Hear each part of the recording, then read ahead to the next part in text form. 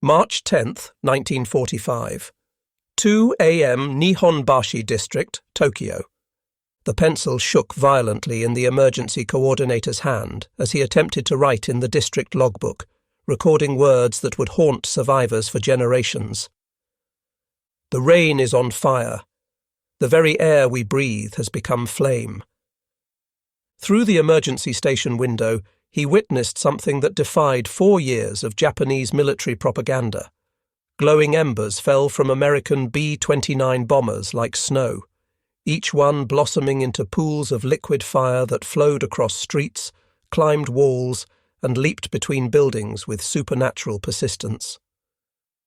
The napalm-filled M69 incendiary bombs were creating temperatures of 1,800 degrees Fahrenheit, hot enough to boil canal water and create their own weather systems. In the Shitamachi district, where over 1 million people lived in wood and paper houses packed at 103,000 per square mile, the Americans had just unleashed what would become history's deadliest air raid. 279 Boeing B-29 Superfortresses from a force of 325 that launched, stripped of their defensive guns to carry maximum bomb loads, were dropping 1,665 tons of incendiaries containing 500,000 individual M69 bomblets onto a 3-by-4-mile rectangle of Tokyo.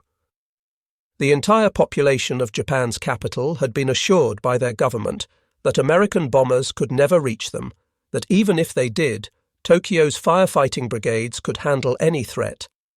What none of them knew was that this moment would trigger the most profound psychological transformation in Japanese history, a systematic demolition of everything they believed about American capabilities, their own invincibility, and the very nature of modern warfare. The mathematics of Japan's destruction were being written not in military defeats on distant islands, but in rivers of liquid fire flowing through the streets of their capital, in temperatures that turned human bodies to ash in seconds, and in production statistics from American factories that would soon reveal the true hopelessness of their cause. The collapse had begun months earlier, though few in Japan recognized it. By late 1944, the B-29 Superfortress had become operational from bases in the Mariana Islands, Saipan, Tinian, and Guam, captured after brutal fighting that summer. These islands, just 1,500 miles from Tokyo, brought Japan's home islands within range of America's newest and most advanced bomber. Among those preparing for the coming storm was Major General Curtis LeMay, who assumed command of 21st Bomber Command on January 20, 1945. A veteran of the European bombing campaign, LeMay inherited a precision bombing campaign that was failing spectacularly.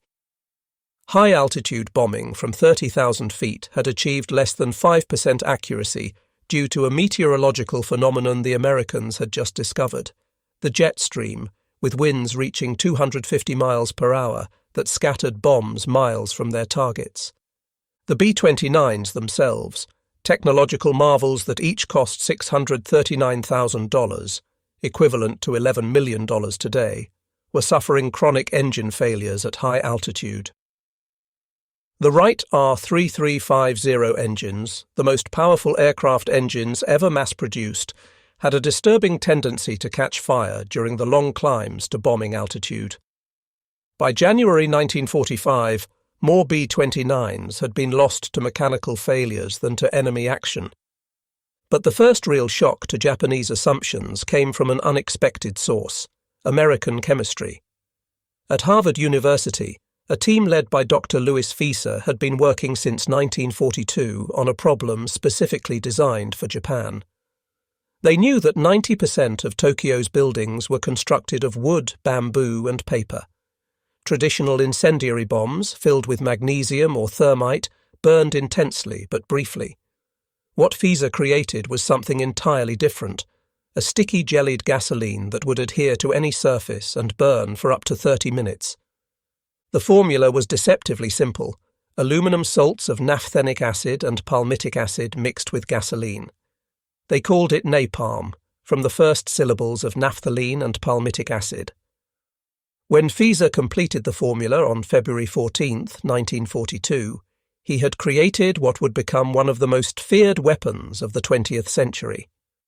Standard Oil Development Company, working with the Office of Scientific Research and Development, had actually begun developing the M69 delivery system in October 1941, 2 months before Pearl Harbor, suggesting American war planners had long anticipated the need to burn Japanese cities.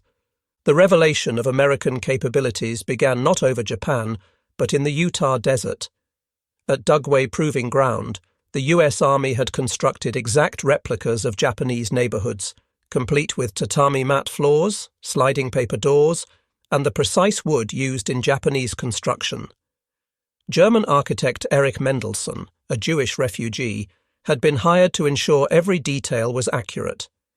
The tests, conducted throughout 1943, produced data that would have terrified Japanese leadership had they known. A single M69 incendiary cluster, weighing just 500 pounds, could reliably start fires across a 2,500 square foot area. The napalm gel would splatter on impact, throwing burning globs up to 100 feet. Most critically, water would not extinguish it. The burning gel would simply float on water and continue burning, making traditional Japanese firefighting methods useless. Lieutenant Colonel Robert McNamara, then a statistical analyst for the Army Air Forces, calculated that 68 Japanese cities could be completely destroyed with the B-29 force available. His analysis, presented to LeMay in February 1945, showed that switching from high-altitude precision bombing to low-altitude incendiary attacks could increase destruction efficiency by 500%. The Japanese, meanwhile, remained dangerously ignorant of these preparations. Colonel Shigeo Nakajima, head of Tokyo's air defense, would later admit, "We believed the Americans would continue high-altitude daylight precision bombing as they had in Europe. The possibility of low-altitude night incendiary raids was never seriously considered." February 25, 1945. Tokyo. The first major incendiary test arrived without warning. 231 B-29s dropped 453 tons of incendiaries on a 1 square mile section of Tokyo, destroying 28,000 buildings and killing 3,000 people. This was merely LeMay's experiment, testing whether Japanese air defenses could handle low-altitude attacks. Police photographer Koyo Ishikawa, documenting the damage the next morning, noticed something unprecedented.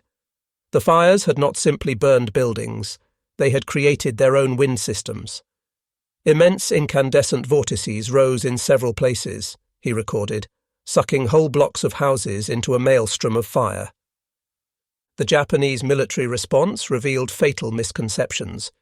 General Masakazu Kawabe, deputy chief of the Army General Staff, dismissed the raid as harassment.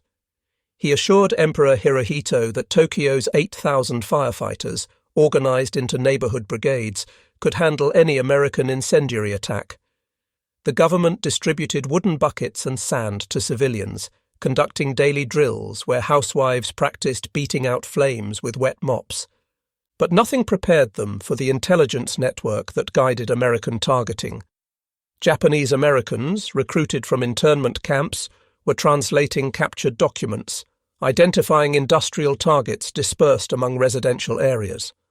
Sergeant Ben Kuroki, who flew 58 combat missions despite his family being interned, later revealed, "We knew exactly where every small factory was, hidden, every workshop in someone's home. The Japanese thought dispersal would protect their industry. Instead, it gave LeMay the justification to burn entire cities."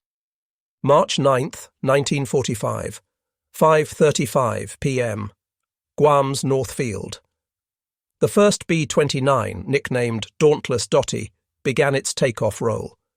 Over the next 2 hours and 45 minutes, 325 superfortresses would launch from 3 islands, Guam, Saipan, and Tinian, converging on Tokyo in the largest raid ever assembled. LeMay had made 3 radical decisions that transformed the mission. First, all defensive guns except tail positions were removed, along with their gunners and ammunition. Second, The bombers would attack at night between 5,000 and 7,000 feet, below effective radar detection and heavy anti-aircraft guns. Third, each plane would carry 40 cluster bombs containing 1,520 individual M69 incendiary bomblets, double the normal bomb load. The lead Pathfinder aircraft, arriving over Tokyo at 12:08 a.m. on March 10th, marked the target area with napalm bombs in a giant flaming X. The main force followed, dropping their incendiaries in a calculated pattern designed to create a ring of fire that would trap residents inside. Tail Gunner Sergeant James Krantz watched the first bombs impact. At first it looked like silver snow falling, then each one erupted into a pool of fire about 10 feet across. Within minutes, thousands of these pools merged into rivers of fire flowing through the streets. The weather conditions, 45 to 67 mile-per-hour surface winds from the southwest, proved catastrophic for Tokyo's residents. These natural winds, combined with the firestorm's convection currents, created what pilots described as solid sheets of flame, leaping 300 feet into the air. As the bombers passed over Tokyo Bay, their crews witnessed something that defied their understanding of physics. The fires were creating their own weather system, a phenomenon scientists would later term a firestorm. Superheated air rose so violently that it created hurricane-force winds at ground level, sucking oxygen from shelters and feeding the flames with fresh air. B-29 pilot Robert Morgan, who had previously flown the famous Memphis Belle in Europe, recorded, "At 5,000 feet, the thermal updrafts were so violent, they threw our 140,000-pound bomber around like a leaf. The turbulence was worse than any anti-aircraft fire I experienced over Germany." The target area, the Shitamachi district, contained not only dense residential housing, but also thousands of small workshops that produced components for Japan's war industry. The government had deliberately dispersed production after the 1942 Doolittle raid, believing this would protect it from American bombing. Instead, this dispersion gave LeMay the rationale to target entire residential districts. Radio operator Staff Sergeant Carl Barthold monitored Japanese civilian defense frequencies. At first, there was organized chatter, fire brigades coordinating responses. Within 30 minutes, it turned to panic, then screaming, then silence. One by one, the radio stations went dead. The firestorm's intensity exceeded all predictions. Temperatures reached 1,800 degrees Fahrenheit in the fire's core, hot enough to melt glass and aluminum. The Sumida River, which residents fled to for safety, began to boil. Asphalt streets liquefied, trapping those attempting to flee. By 2:30 a.m., 2.5 hours into the raid, the destruction had achieved a scale that shattered Japanese understanding of warfare.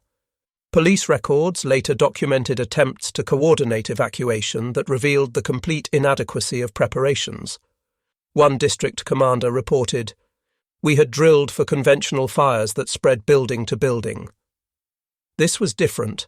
The fire was everywhere simultaneously. It fell from the sky, flowed through streets like water, jumped across fire breaks we thought were impassable. The most devastating blow to Japanese assumptions came from the behavior of the M69 bomblets themselves. Each one, upon impact, shot burning napalm up to 100 feet horizontally, coating everything in sticky fire that water couldn't extinguish. Firefighters watched in horror as their hoses merely spread the burning gel. Dr. Kubota Shigenori, head of a rescue squad, recorded observations that challenged basic physics as Japanese understood it. The heat was so intense that people burst into flames without being touched by fire. Their clothes would suddenly ignite from radiant heat. We saw families fleeing, thinking they had escaped, only to combust spontaneously 50 meters from the flames. The American bombers, meanwhile, experienced their own revelation. Bombardier Lieutenant John Sowers watched his instruments. The thermal column was so powerful it registered on our altimeter. We were supposedly at 5,000 feet, but the heat was pushing us up to 7,000, even 8,000 feet. The entire city had become a blast furnace. As dawn broke on March 10th, the scale of destruction defied comprehension. Reconnaissance photos taken by F-13 aircraft, modified B-29s, showed 15.8 square miles of Tokyo had been incinerated. The images revealed something that stunned American photo interpreters. Entire districts had simply vanished.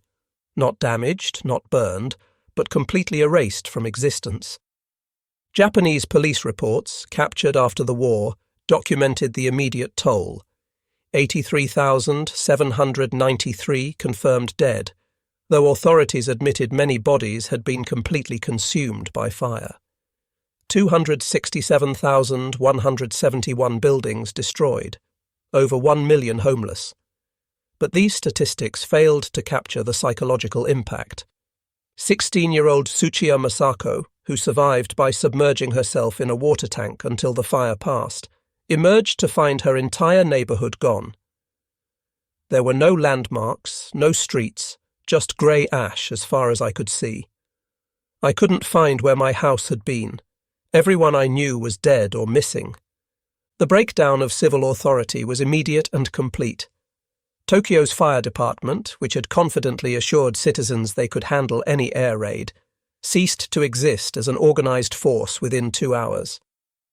Of 8,000 firefighters, over 1,000 died in the first night, with hundreds more severely burned.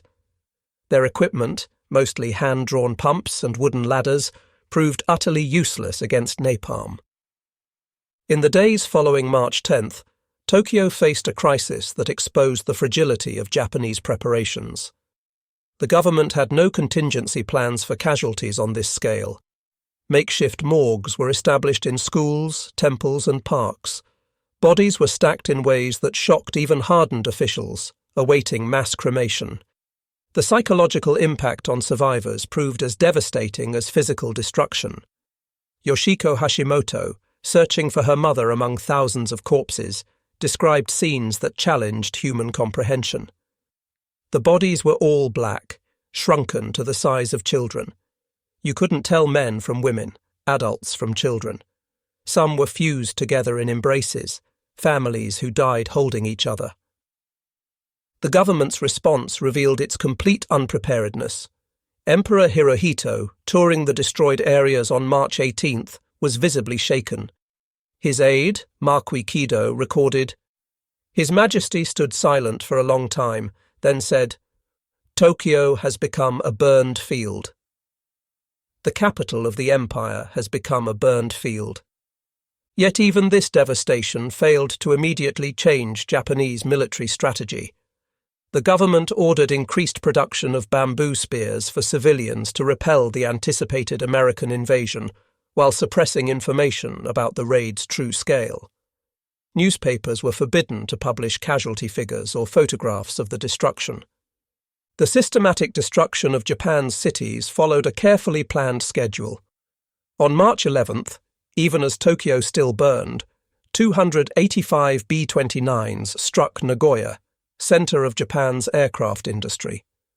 The Mitsubishi engine plant, which produced 40% of Japan's aircraft engines, took direct hits from 1,938 tons of incendiaries. Factory worker Tanaka Hideyoshi watched from a hillside as his workplace vanished. The Americans dropped fire in perfect patterns like farmers planting rice. Each bomb created a square of fire, and the squares merged into an ocean of flame. In 20 minutes, factories that took years to build were gone. The campaign's industrial logic was relentless.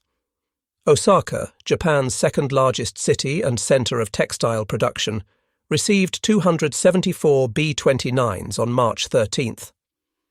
The raiders destroyed 8.1 square miles, eliminating 134 war factories.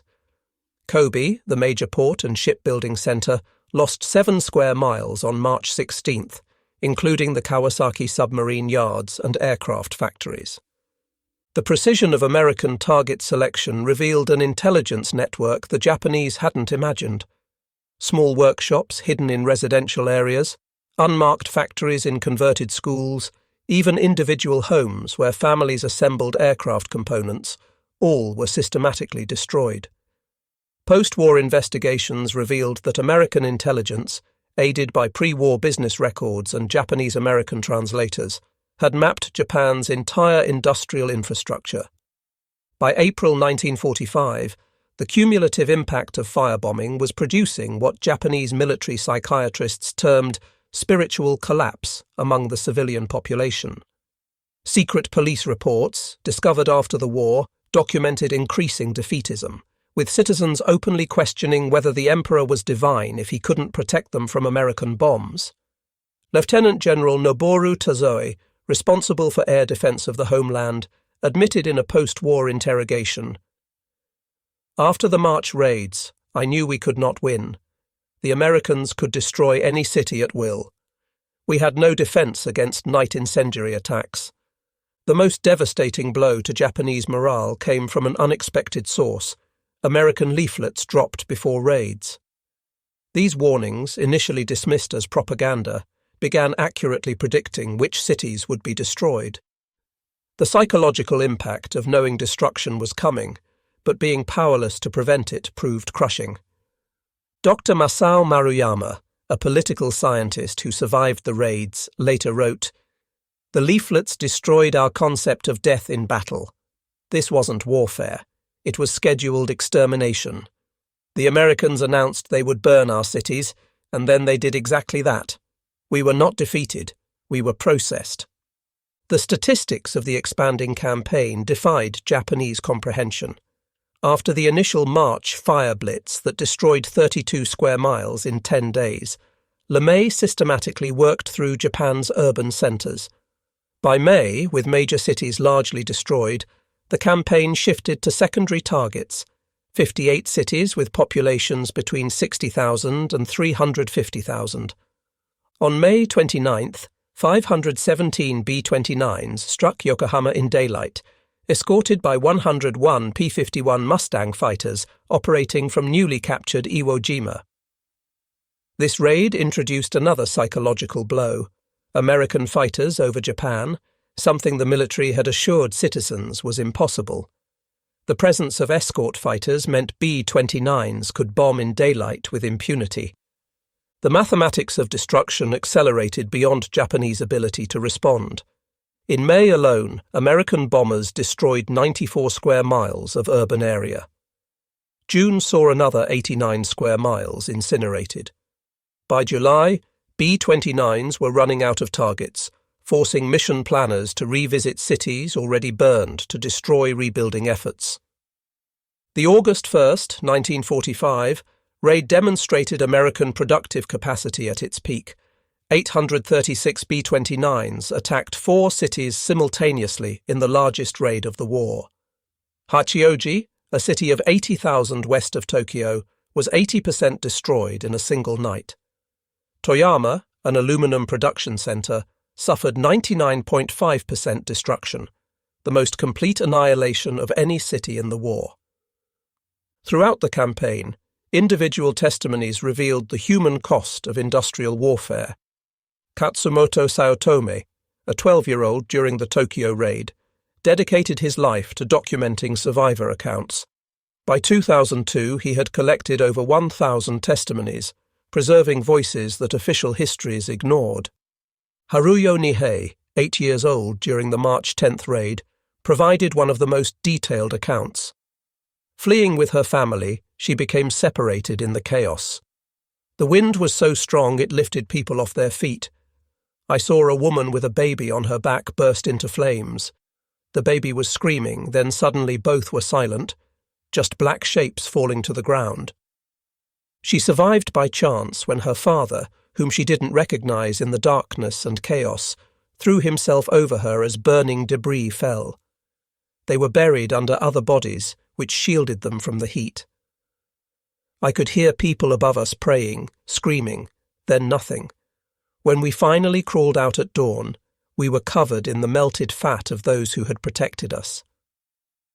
The psychological trauma persisted for decades. Shizuyo Takeuchi, 14 during the raids, described lasting effects. "For years, I couldn't light a match without shaking. The smell of grilled meat made me vomit. Orange sunsets triggered panic attacks. We survived, but we never really left that night. Medical responses to the firebombing revealed the inadequacy of Japanese preparations. Dr. Shigenori Kubota, leading a rescue squad on March 10th, documented injuries beyond medical experience. We saw people whose lungs had been seared by superheated air. They were alive but couldn't breathe.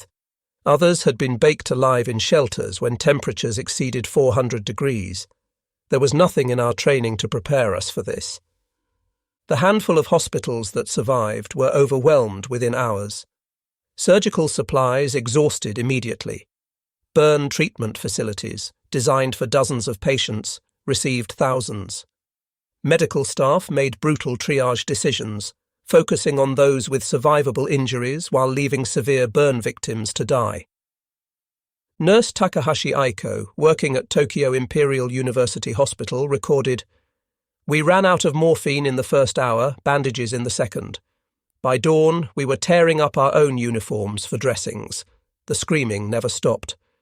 When I finally collapsed from exhaustion 2 days later, I could still hear it in my sleep." The public health crisis extended beyond immediate casualties. With water systems destroyed and bodies decomposing in the ruins, disease outbreaks threatened survivors. Typhoid, dysentery, and respiratory infections spread rapidly through overcrowded refugee centres. The government, focused on maintaining military readiness, allocated minimal resources to civilian medical care. Behind the bombing campaign lay an intelligence operation of unprecedented scope. The Joint Target Group in Washington had spent 2 years analysing Japan's urban infrastructure, using pre-war insurance maps, tourist guides, and business directories. They knew the location of every significant factory, the layout of every major city, even the construction materials of different neighbourhoods. Japanese-American linguists, recruited from internment camps, provided crucial intelligence. Sergeant Roy Matsumoto, whose family was imprisoned at Jerome, Arkansas, while he served in Burma, later revealed, "We translated captured documents, showing where factories had relocated. A diary from a dead soldier might mention his sister working at a hidden aircraft parts shop. Every piece of information went into target folders."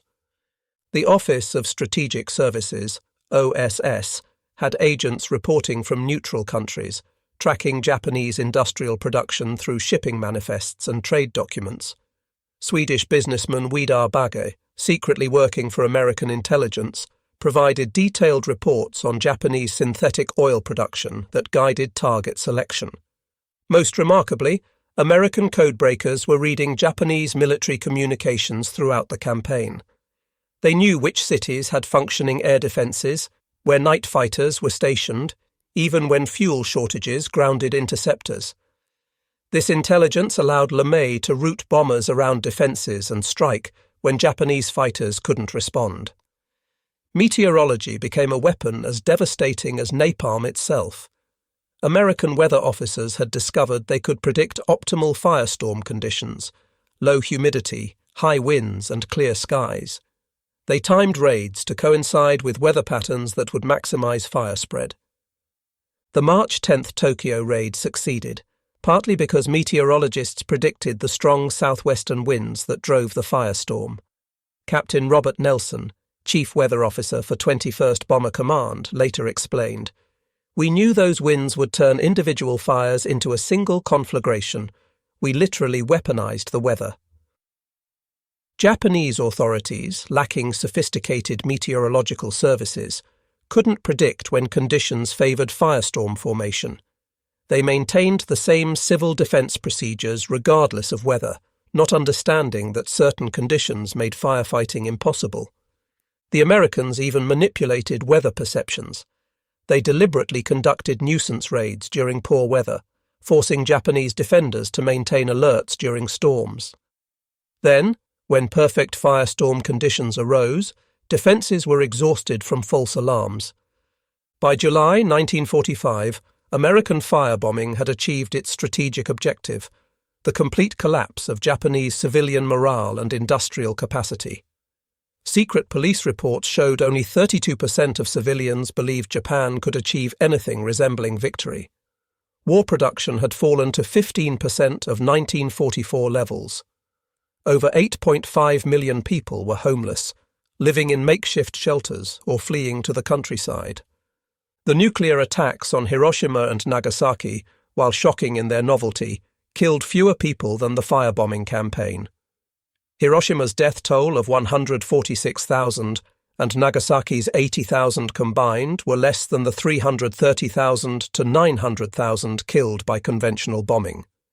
Yet it was the combination, the demonstration that America possessed both unlimited conventional destructive capacity and revolutionary new weapons, that finally convinced Emperor Hirohito to surrender.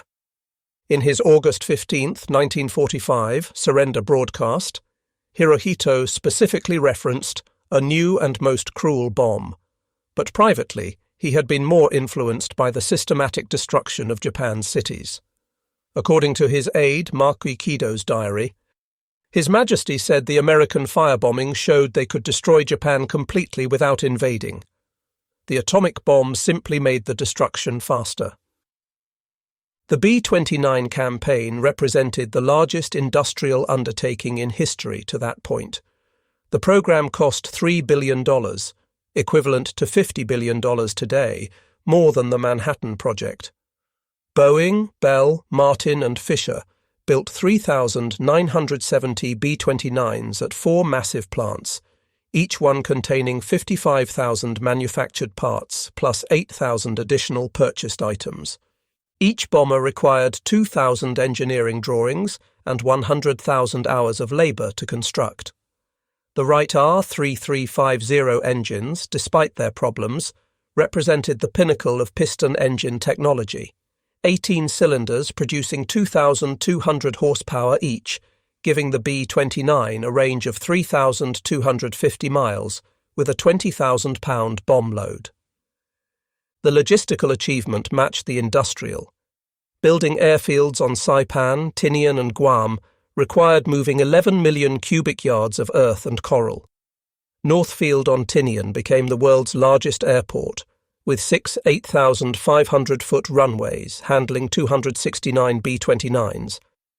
Engineers installed 15,000 miles of communications wire and built fuel farms holding 16 million gallons of aviation gasoline. The very existence of this infrastructure in the middle of the Pacific Ocean demonstrated American capabilities beyond Japanese comprehension. Admiral Soemu Toyoda later admitted, "We couldn't build a single adequate airfield on islands we had held for decades. The Americans built dozens on islands they had just captured, while still fighting." The atomic bombings of Hiroshima and Nagasaki must be understood within the context of the firebombing campaign. By August 1945, 66 Japanese cities had been substantially destroyed. The nuclear weapons, while revolutionary in their physics, were evolutionary in their strategic impact. Colonel Paul Tibbets, who piloted the Enola Gay, had previously participated in conventional raids. He later observed, "The atomic bomb was cleaner, quicker, but not necessarily more destructive than fire raids." Tokyo on March 10th looked worse than Hiroshima after August 6th. The Japanese military's initial response to Hiroshima reveals their numbed acceptance of city-scale destruction. Many leaders assumed it was simply another firebombing until radiation effects became apparent. General Kawabe's first reaction was relief that only one plane was involved, meaning America couldn't have many such weapons. What the atomic bombs provided was efficiency, the destruction of an entire city with a single aircraft rather than hundreds. This efficiency, combined with the radiation effects that killed survivors weeks later, finally convinced Japanese hardliners that continued resistance was futile. The decision to surrender, debated in the Supreme Council for the direction of the war, was fundamentally shaped by the firebombing campaign. Navy Minister Admiral Mitsumasa Yonai argued, "The B-29s have already destroyed most of our cities. The atomic bomb simply makes the destruction more efficient. We cannot defend against either. War Minister General Korichika Anami, the strongest opponent of surrender, had received reports that America had sufficient incendiaries to destroy every city and town in Japan. His intelligence staff calculated that at current production rates, the Americans could maintain the bombing campaign indefinitely. The most influential voice was Prince Fumimaro Konoe, who told Emperor Hirohito, "The American bombing has already destroyed Japan's ability to wage war. Continuing means not defeat, but annihilation. Every week of delay means another city erased." On August 10, 1945, during the climactic Imperial Conference, Hirohito made his decision. "I cannot bear to see my innocent people suffer any longer. Continuing the war means only that more Japanese blood will be shed." When American occupation forces entered Japan in September 1945, they discovered the true extent of destruction. General Douglas MacArthur's staff found that 40% of Japan's urban area had been destroyed. In the 66 targeted cities, 2.5 million buildings had been razed. Industrial production had fallen to less than 10% of capacity. The human toll became clearer through Japanese records. Official counts listed 330,000 dead from conventional bombing, but municipal records suggested deaths between 500,000 and 900,000. Millions more suffered permanent injuries, burns, respiratory damage from smoke inhalation, psychological trauma that would last lifetimes. American engineers surveying the damage were shocked by their own success. Colonel John Montgomery, inspecting Tokyo, wrote, "There are areas of 8 to 10 square miles where absolutely nothing remains. Not rubble, not foundations, just grey ash. It looks like the surface of the moon." The United States Strategic Bombing Survey, conducted immediately after surrender, concluded that Japan would have surrendered by November 1945 without atomic bombs or invasion, based solely on the conventional bombing campaign and naval blockade. In the decades after the war, survivors of the firebombing organized to preserve their experiences. Katsumoto Saotome established the center of the Tokyo raids and war damages in 2002, creating an archive of over 3,000 survivor testimonies. His work revealed stories official histories had ignored. Masako Yamada, who lost her entire family on March 10, 1945, spent 40 years documenting the names of victims in her neighborhood. Her handwritten lists, now preserved in the Tokyo Peace Museum, contain 3,847 names, people whose existence would otherwise be forgotten. Haruyo Nihei, the child who survived under corpses, became a peace educator, speaking to over 100,000 students about her experience. Her message was consistent. War is not statistics or strategies. War is a child watching her mother burn alive and being unable to help. The testimonies reveal permanent psychological damage. Survivors reported lifelong phobias of fire, inability to attend fireworks displays, panic attacks triggered by air raid sirens used for fire drills. Many never spoke of their experiences until decades later, the trauma too profound for words. The M69 incendiary bomb represented a masterpiece of destructive engineering. Each bomblet contained 2.6 pounds of napalm gel in a 20-inch hexagonal steel pipe.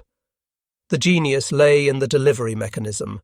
38 bomblets packed in an E-46 cluster that opened at 2,000 feet, scattering the M69s over a wide area.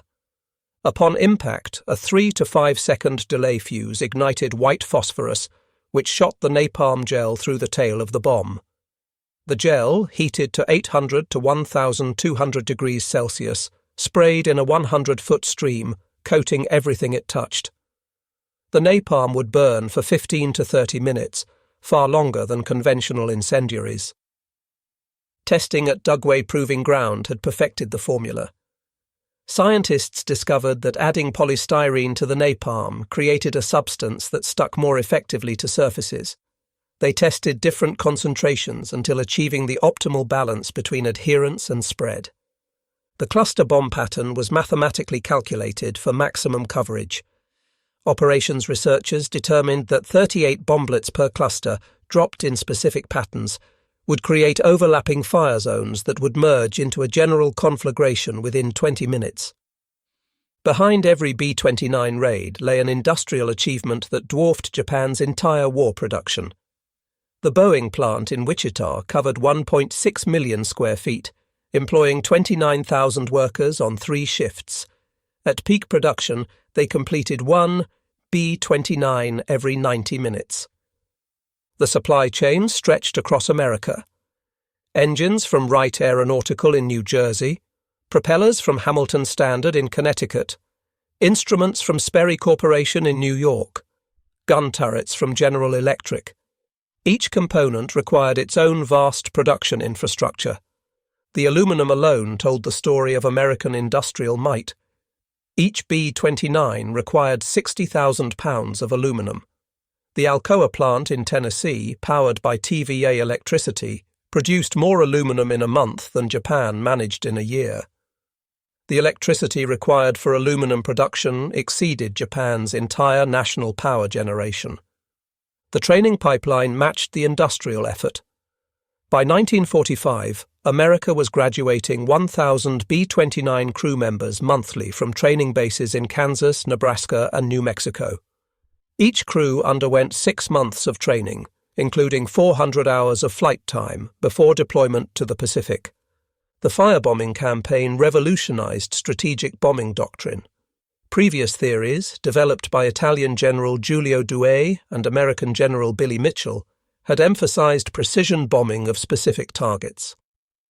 LeMay's campaign proved that area destruction could be more effective than precision, particularly against dispersed industry.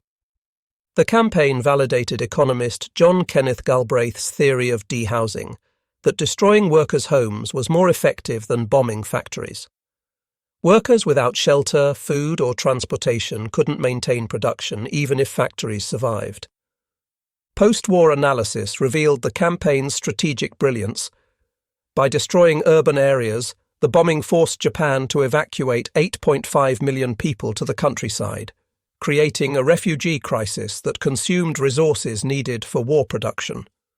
Transportation systems collapsed under the burden of moving refugees, preventing raw materials from reaching surviving factories. The psychological strategy proved equally sophisticated. By announcing targets in advance through leaflets, the Americans created panic migrations that disrupted production more than the actual bombing. Workers fled threatened cities, abandoning their posts days before raids occurred. General Curtis LeMay's decision to switch from high-altitude precision bombing to low-altitude area bombing represented one of the war's most consequential command decisions. On March 7, 1945, he made the choice unilaterally, not even informing his superior, General Henry Arnold, until after the first raid.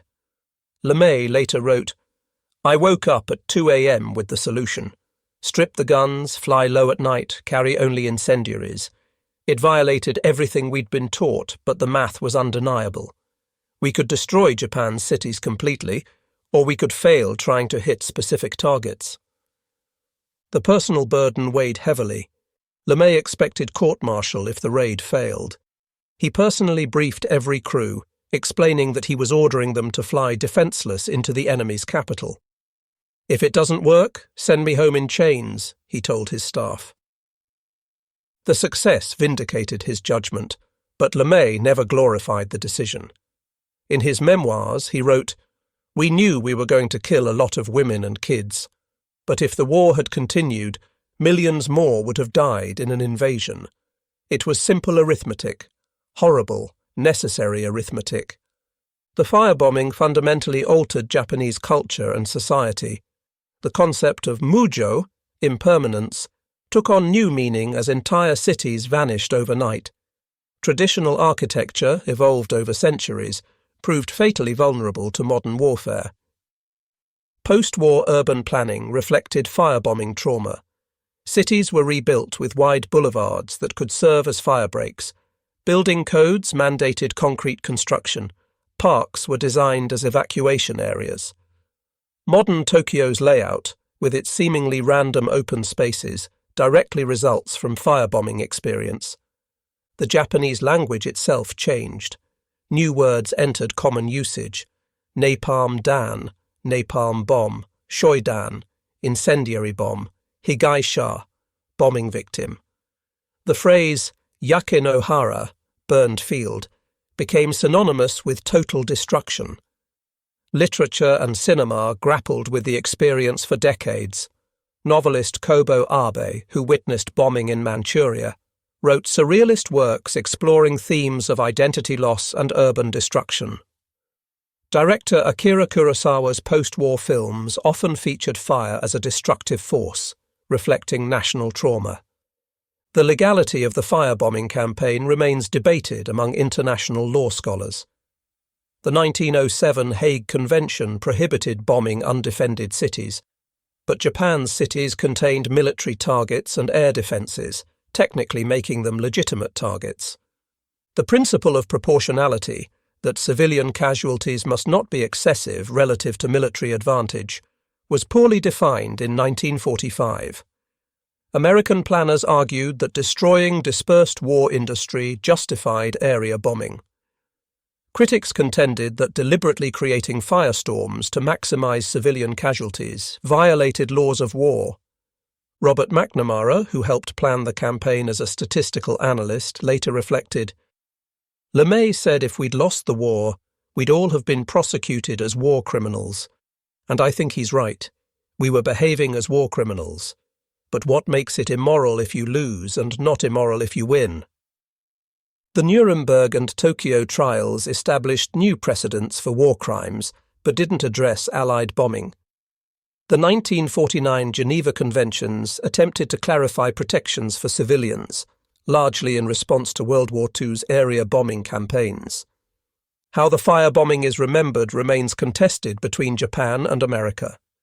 In Japan, the raids are memorialized as victimization, with peace museums in Tokyo, Osaka, and other cities displaying melted artifacts and survivor testimonies.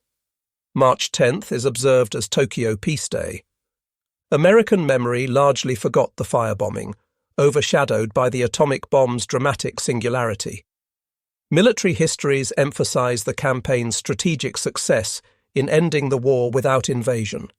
The moral questions that tormented McNamara rarely enter public discourse. Survivors like Katsumoto Saotome fought for recognition, arguing the firebombing's victims deserved the same acknowledgement as atomic bomb survivors. The Japanese government long resisted, not wanting to complicate its victim narrative or anger its American ally. Recent scholarship has attempted balanced assessment. Richard Frank's Downfall argues the bombing saved millions of lives by preventing invasion. Mark Selden's The Firebombings of Tokyo and Japan emphasizes the deliberate targeting of civilians. The debate continues without resolution. The firebombing campaign's technological innovations influenced warfare for generations. Napalm, perfected for Japan, became a standard weapon used extensively in Korea and Vietnam. The cluster bomb concept evolved into modern precision-guided munitions. The operational research methods developed to plan raids, statistical analysis, probability calculations, systems optimization, became standard military practice. McNamara later applied these same analytical methods as Secretary of Defense, with controversial results in Vietnam. Weather prediction for military operations advanced significantly. The techniques developed to predict firestorm conditions contributed to modern meteorological science. Understanding of fire behavior, urban conflagration patterns, and thermal effects influenced urban planning and fire safety regulations worldwide. The B-29 itself, despite its Pacific War success, quickly became obsolete in the jet age. But the industrial mobilization required to produce it demonstrated American capacity for technological achievement, setting the stage for the aerospace industry and space program. Final casualty figures from the firebombing campaign remain disputed, but documented evidence provides minimum numbers. The United States Strategic Bombing Survey counted 330,000 dead and 476,000 injured from conventional bombing. Japanese government statistics suggested 500,000 dead. Some historians estimate up to 900,000 deaths when including delayed mortality from burns, smoke inhalation, and disease. Beyond deaths, the campaign created 8.5 million refugees, 30% of Japan's urban population. 2.5 million buildings were destroyed. Economic losses exceeded 25% of national wealth. Industrial production fell to 10% of capacity. The psychological toll proved immeasurable.